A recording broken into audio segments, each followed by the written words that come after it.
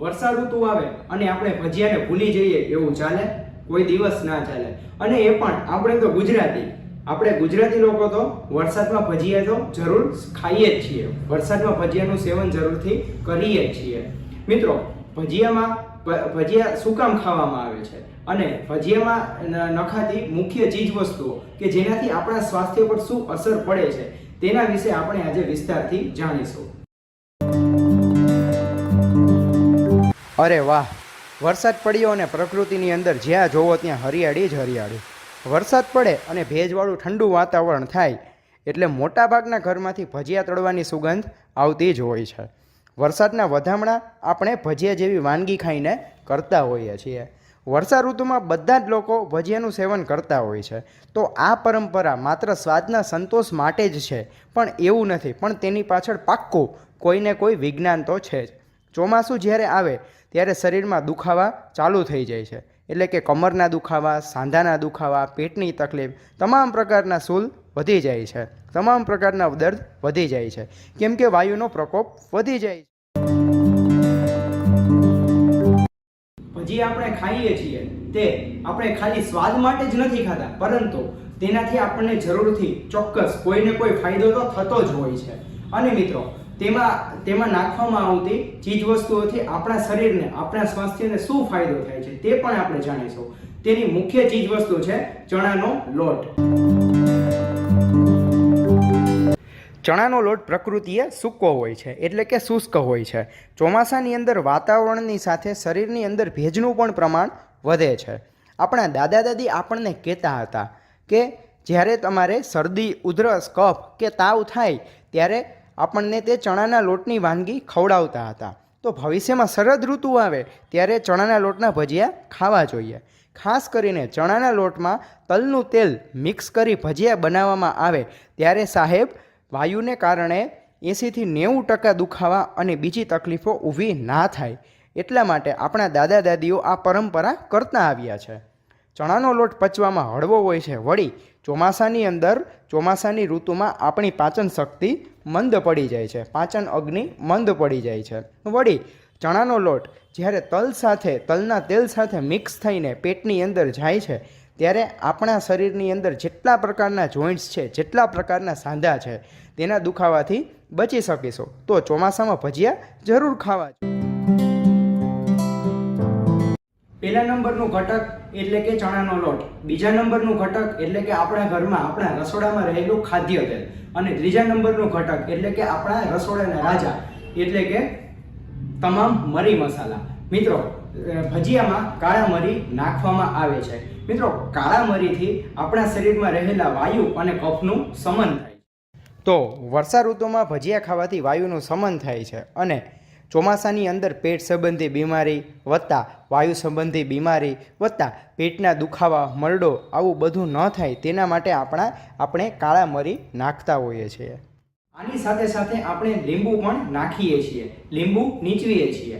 મિત્રો, લીંબુ એ vitamin C થી ભરપૂર છે। લીંબુનો રસ સ્વાદે ખાટો હોય છે। ખાટો રસ વાયુને શમન કરવામાં ખૂબ જ મદદરૂપ છે। તો વિટામિન સી તેમાં ભરપૂર હોવાથી કફનું પણ શમન થશે અને વાયુનું પણ શમન થશે, એટલે જ તો ભજીયાની અંદર લીંબુ નાખીએ છીએ। તેના બાદ આપણે ધાણા પણ નાખીએ છીએ, તેમાં પછી ભલે તે સૂકા હોય કે લીલા, ધાણા ભાજી અથવા તો કોથમીર નાખીએ છીએ। કોથમીરમાં ફાઇબર ભરપૂર માત્રામાં હોય છે અને તેના હિસાબે ભજીયાની અંદર ધાણા નાખવામાં આવે છે અને ત્યારે જ તો આપણું પેટ સાફ કરવામાં તે ખૂબ જ સહાયક થાય છે અને કબજિયાતથી દૂર રાખે છે। સિવાય આપણે બીજા પણ ગરમ મસાલા નાખીએ છીએ, તેમાં છે મિત્રો તજ અને બાદિયા। મિત્રો, તજ અને બાદિયા પણ ભજીયામાં નખાતા હોય છે। તે ખાલી માત્ર સ્વાદ માટે જ નથી હોતા, પણ તે તેના ઔષધીય ગુણથી પણ ભરપૂર છે। મિત્રો, રસોડામાં રહેલા તમામ ગરમ મસાલા, તેમાંથી મોટા ભાગના ગરમ મસાલાથી આપણા શરીરમાં વાયુનું શમન થાય છે અને તે ઔષધીય ગુણથી ભરપૂર હોય છે। કેમ? કારણ કે તે સ્વભાવે ઉષ્ણ હોય છે, એટલે કે તે સ્વભાવે ગરમ હોય છે। તેના હિસાબે વાયુ અને કફનું શમન થાય છે। તો મિત્રો, ભજીયામાં આવા ઔષધીય ગુણથી ભરપૂર ભજીયા આપણે ખાવા જોઈએ અને તે પણ ખાસ કરીને ચોમાસામાં ખાઈએ તો આપણા સ્વાસ્થ્ય માટે તે ખૂબ જ ફાયદાકારક રહે છે। અને મિત્રો, ખાસ કરીને ભજીયાના પણ વિવિધ પ્રકારો જોવા મળે છે।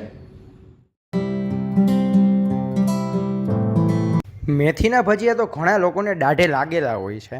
ચોમાસું આવે ત્યારે આપણે કૂણી કૂમળી મેથી લાવીએ છીએ અને તેને ચણાના લોટ સાથે મિક્સ કરી ભજીયા બનાવીએ છીએ અને પછી તેનો સ્વાદ માણીએ છીએ.